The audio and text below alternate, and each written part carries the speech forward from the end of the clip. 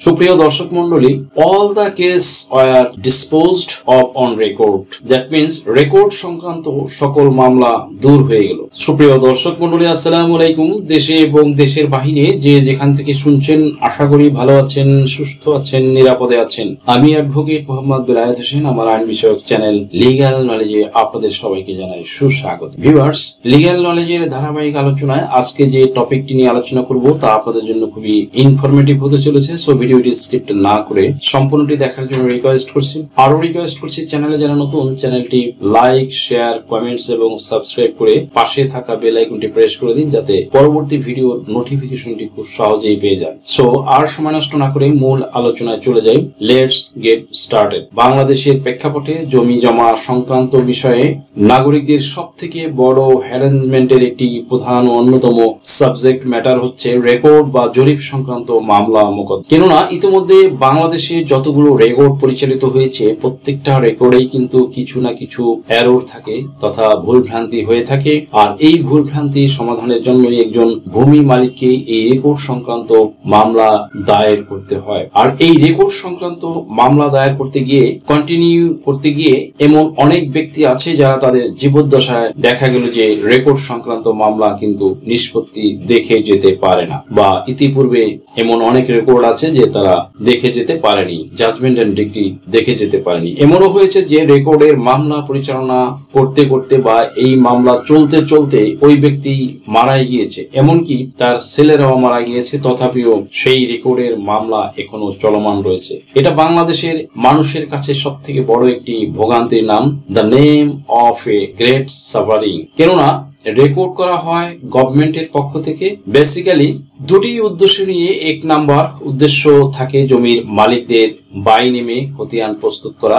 That means কে জমির মালিক এটা প্রমাণ করার জন্য সরকারের পক্ষ থেকে একটি কাগজ রেকর্ডের সময় ভূমির মালিকদের হাতে ধরিয়ে দেওয়া হয়, আর সেটাকে বেসিক্যালি খতিয়ান বলা হয় বা রেকর্ড বলা হয়। আর দ্বিতীয় উদ্দেশ্য থাকে ভূমির মালিকদের নামে নামে একটি দাগ নাম্বার সৃষ্টি করে সেই দাগ নাম্বারের আলোকে বা ম্যাপ প্রস্তুত করা। এখন এটা সরকার নিজের সুবিধার্থে এবং ভূমির মালিকদের সুবিধার্থে রেকর্ড কার্যক্রমটি পরিচালনা করে। বাট সরকার রেকর্ড কার্যক্রম পরিচালনা করার সময় যদি সরকারি কর্মচারীরা যদি ভুল করে থাকে, সেক্ষেত্রে যে ভূমি মালিকের সাথে এ ধরনের ভুল হচ্ছে, সেই ল্যান্ড ওনার সেই রেকর্ড সংশোধনের জন্য পরবর্তীতে দীর্ঘ পথ পাড়ি দিয়ে তারপরে রেকর্ড সংশোধন করতে হয়। এমনও হয় যে তার জমির যেটা মূল্য, অর্থাৎ তার জমির যে মার্কেট ভ্যালু থেকে রেকর্ড সংশোধন করতে গিয়ে তার বেশি পরিমাণে টাকা খরচ হয়ে যায়। এ ধরনের ইতিহাস বা এ ধরনের দৃষ্টান্ত কিন্তু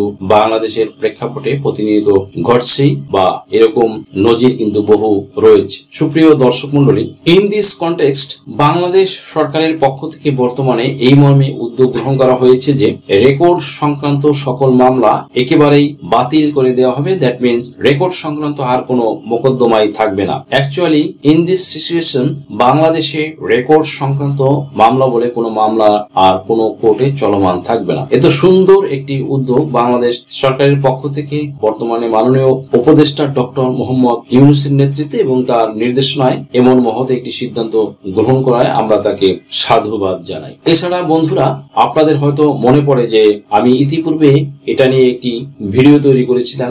সেখানে প্রয়াত LGRD ও সমবায় এবং ভূমি উপদেষ্টা এফ হাসান আরিফ গত 24শে সেপ্টেম্বর 2024-এ ভূমি রেকর্ড ও জরিপ অধিদপ্তরের মাঠ পর্যায়ের কর্মকর্তা কর্মচারীদের নিজেদের মধ্যে চলমান মামলাসমূহ 7 দিনের মধ্যে তুলে নিতে উদ্যোগ নেয়ার নির্দেশ দিয়েছিলেন। বিকজ তিনি বলেছিলেন, বিদ্যমান মামলা সমূহের জন্য এবং জনবল সংকটে মাঠ পর্যায়ে ভূমি জরিপ কার্যক্রম মারাত্মকভাবে ব্যাহত হওয়ার পাশাপাশি জনগণ কাঙ্ক্ষিত সুফল হতে বঞ্চিত হচ্ছে। সুপ্রিয় দর্শক মন্ডলী, তারই ধারাবাহিকতায় ভূমি মন্ত্রণালয়ের পক্ষ থেকে ভূমি রেকর্ড ও জরিপ অধিদপ্তরের বর্তমান পরিচালক মোহাম্মদ মনিরুজ্জামান সাহেব তিনি এই বিষয়ে নিশ্চিত করেছেন যে এখন থেকে বাংলাদেশের রেকর্ড সংক্রান্ত কোনো মামলা থাকবে না, অর্থাৎ রেকর্ড সংক্রান্ত মামলা একেবারে শূন্যের কোঠায় নামিয়ে আনা হবে। আর সেটা কিভাবে হবে আজকের ভিডিও জুড়ে আমি এ সম্পর্কে ডিটেইলে ডিসক্রাইব করব।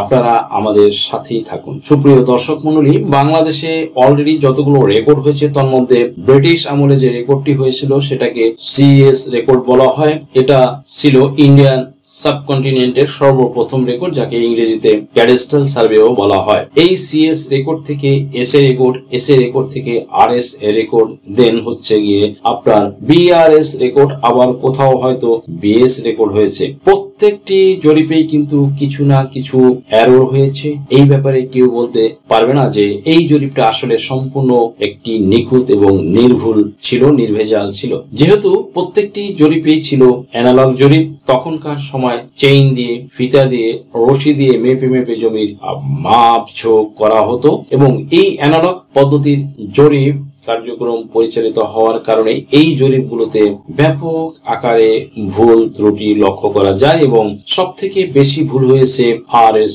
রেকর্ডে। আরএস রেকর্ড, বিআরএস রেকর্ডে যে ভুলগুলো এসেছে, এই ভুলগুলো যদি আমরা পর্যালোচনা বা অ্যানালাইসিস করি তাহলে দেখা যায় যে ইচ্ছায় হোক বা অনিচ্ছায় হোক, অজ্ঞতা বা অসতর্কতা বশতই হোক না কেন, সব থেকে বড় যে ভুলগুলো হয়েছে, যখন রেকর্ড সম্পন্ন হয়েছে ওই সময় যখন আমরা রেকর্ড খতিয়ান ভূমি মালিকদের প্রদান করা হয়েছিল, তখন অনেক ক্ষেত্রেই অনেকের নামের বানান ভুল হয়েছে, অনেকের ক্ষেত্রে অংশের ভুল হয়েছে, অনেকের ক্ষেত্রে দাগ নাম্বারের ভিতরে তার যে পরিমাণ জমি উল্লেখ করার কথা ছিল সেই পরিমাণ জমি উল্লেখ করা হয়নি। দ্যাট মিনস 20% হওয়ার কথা ছিল, সেখানে সে ফর লাইক 18% হয়ে গেছে। এটা তো গেল রেকর্ডে ভুল, অ্যাজ ওয়েল অ্যাজ পাশাপাশি আবার ম্যাপেও ভুল হয়েছে। দ্যাট মিনস আপনার খতিয়ানের সাথে ম্যাপের কোনো মিল পাওয়া যায় না। আপনার খতিয়ানের একরকম তথ্য দেওয়া, আবার ম্যাপে আরেক রকম তথ্য দেওয়া। আপনার খতিয়ানে আছে 25% জমি, ম্যাপে হয়ে গিয়েছে সে ফর 23 শতক বা 22 শতক জমি। এই যে ভুলগুলো, এই যে এরর বা এই যে মিসলিডিং, এই ভুল ত্রুটিগুলো খুব বড় আকারে ভুল ভ্রান্তি হিসাবে কিন্তু সামনে চলে এসেছে বা ধরা দিয়েছে। এমন ভুলগুলো সংশোধনের জন্য বাংলাদেশ সরকারের পক্ষ থেকে রেকর্ড চলাকালীন একটা সমাধানের উপায় থাকে, সেটা সম্পর্কে কিন্তু বাংলাদেশের অধিকাংশ নাগরিক বা অধিকাংশ মানুষই পূর্বে সচেতন ছিল না। এখন যে সচেতন আছে তা কিন্তু নয়, অর্থাৎ অধিকাংশ মানুষই পূর্বে সচেতন ছিল না, এখনো যে সচেতন নয়, অর্থাৎ 30 ধারা বা 31 ধারা মোতাবেক কিন্তু আপনি রেকর্ড চলাকালীন আপনার রেকর্ডের ভুল সংশোধন করে নিতে পারেন। Not only that, but also যদি আপনি রেকর্ড চলাকালীন বুঝতে না পারেন যে আপনার রেকর্ড ভুল হয়েছে, তাহলে পরবর্তীতে যখন আপনি প্রিন্টেড পর্চা বা গেজেটেড পর্চা আপনি হাতে পাবেন বা আপনি যখন খতিয়ান হাতে পাবেন, তখন কিন্তু আপনার 1 বছর সময় দেয়া থাকে। And then during this period land survey tribunal গঠিত হয়। সেই ল্যান্ড সার্ভে ট্রাইব্যুনালে আপনি উপস্থিত হয় আপনার রেকর্ডের ভুল আপনি কিন্তু সংশোধন করে নিতে পারেন। এটাও যদি আপনি না করে থাকেন, পরবর্তীতে আদালতে মামলা করে আপনাকে সংশোধনের পথ খুঁজতে হবে। এই যে প্রসেস গুলো, এই যে প্রসিডিউর গুলো যখন আপনার এলাকা থেকে শেষ হয়ে যাবে, তখনই কিন্তু আপনাকে কোর্টের দ্বারস্থ হতে হয়। আর আপনার কোর্টের দ্বারস্থ হওয়া মানেই কিন্তু আপনার আনলিমিটেড টাইম, আপনাকে অপেক্ষা করতে হয়। আপনার এমনও হয় যে বাংলাদেশের কোর্টে আপনি উপস্থিত হয়েছেন, সেখানে উপস্থিত হওয়ার ফলে আপনি যখন রেকর্ড সংশোধনের মামলা পরিচালনা করছেন, তখন কিন্তু আপনার পক্ষে মামলা পরিচালনা করা হয়তো শেষ পর্যন্ত আর কন্টেইন করা সম্ভব হয় না, যেটা আর্থিক দৈন্যতার কারণেই হোক আর যে কোনো একটা সমস্যার কারণেই হোক, যে কোনো একটা প্রবলেমের কারণেই হোক, আপনি কিন্তু পরবর্তীতে হাল ছেড়ে দেন। যদিও আপনি কিন্তু সঠিক ছিলেন এবং 100% আপনি সঠিক ছিলেন, এমনকি আপনার সম্পূর্ণ তথ্য সঠিক ছিল,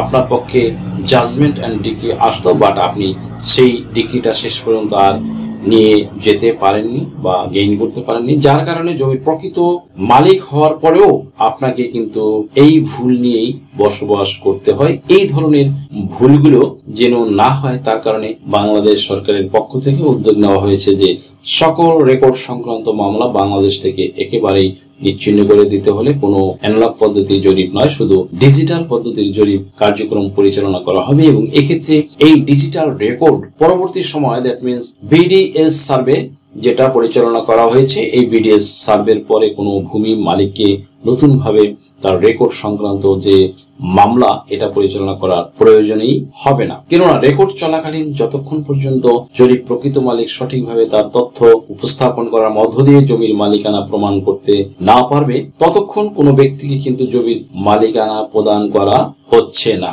সুপ্রিয় দর্শক মন্ডলী, এক্ষেত্রে জমির মালিক প্রকৃত এবং সঠিক, তার দেওয়া তথ্য সম্পূর্ণ সঠিক এটা যাচাই বাছাই করার মাধ্যমে তারপরে কেবল রেকর্ড কার্যক্রম পরিচালনা করা হচ্ছে। দ্যাট মিন্স বিডিএস রেকর্ডে সরকার বদ্ধপরিকর যে রেকর্ডের যে মামলা, সেই মামলা একেবারে জিরো লেভেলে নামিয়ে নিয়ে আসা। অর্থাৎ রেকর্ড সংক্রান্ত মামলা কিন্তু বাংলাদেশের জন্য সব থেকে একটা বিব্রতকর বিষয় যে সরকারের পক্ষ থেকে একটি রেকর্ড পরিচালনা করা হয়েছে, আবার সেই রেকর্ডের পরে যদি মামলা করে আবার রেকর্ড সংশোধন করতে হয়, তাহলে রেকর্ড চলার সময় রেকর্ড কারিগণ বা জরিপকারকগণ কি করেছে, বা যখন কোনো অঞ্চলে রেকর্ড পরিচালনা হয়েছে তখন সেই ভূমির মালিকগণই বা কি করেছে, কেন তারা সঠিকভাবে বুঝে নিতে পারেনি, কেন তাদের ভিতরে তথা ভূমি মালিক এবং এই যে রেকর্ড কারকগণ তাদের ভিতরে কেন একটা কমিউনিকেশন গ্যাপ কাজ করবে, এটা বোধগম্য নয়। এর জন্য বাংলাদেশ সরকারের পক্ষ থেকে স্টেপ নেওয়া হয়েছে যে এখন থেকে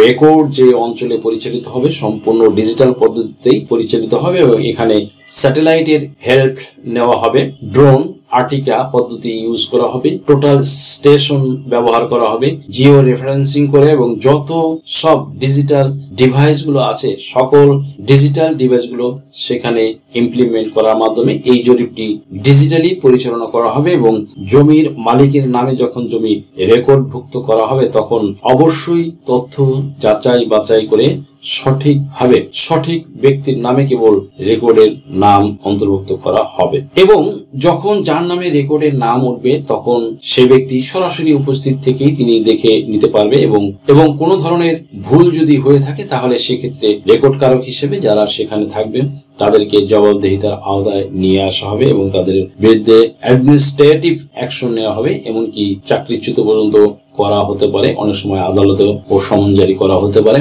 এমনকি পরবর্তীতে রেকর্ড কারকে করে দেওয়ার জন্য যদি এই ধরনের কোনো সমস্যা হয় তাহলে তিনি নিজেই উপস্থিত হয়ে আবার তার রেকর্ড তাকে সংশোধন করে দেওয়া লাগবে। যে সরকারের পক্ষ থেকে যেহেতু এমন জোরালো পদক্ষেপ নেওয়া হয়েছে, যার কারণে বাংলাদেশ সরকার এটা নিশ্চিত করেছে যে এখন থেকে রেকর্ড কারেকশনের যে বিষয়টি সেই বিষয়ে আর থাকবে না, রেকর্ড সংক্রান্ত কোনো মামলা থাকবে না।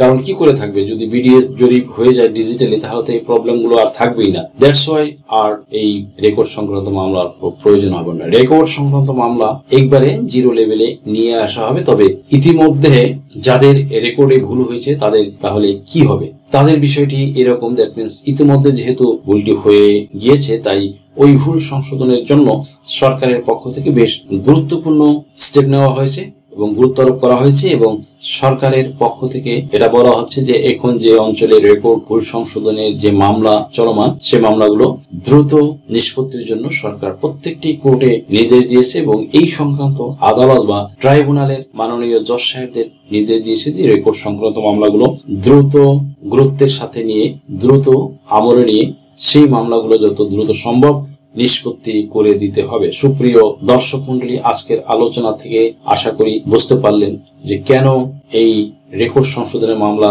আর চলবে না, রেকর্ড সংশোধনের মামলা বন্ধ করে দেওয়া হবে, এবং কি কারণে কেন কিভাবে এই রেকর্ড সংশোধনের মামলা থাকবে না সেটা নিশ্চয়ই বুঝতে পারলেন। সো আজকের ভিডিওটি থেকে যদি আপনারা সামান্যতম উপকৃত হয়ে থাকেন তাহলে রিকোয়েস্ট করব চ্যানেলটি লাইক, শেয়ার, কমেন্টস এবং সাবস্ক্রাইব করে পাশে থাকা বেল আইকনটি প্রেস করে দিন যাতে পরবর্তী ভিডিওর নোটিফিকেশনটি খুব সহজেই পেয়ে যান। সো আজকের মতো এখানে শেষ করছি, দেখা হবে অন্য কোনো দিন অন্য কোনো ভিডিওতে অন্য কোনো আইনি কন্টেন্ট নিয়ে। সেই পর্যন্ত সকলে ভালো থাকুন, সুস্থ থাকুন, নিরাপদে থাকুন। আবারও সবাইকে ধন্যবাদ জানিয়ে এখানে শেষ করছি। আল্লাহ হাফেজ।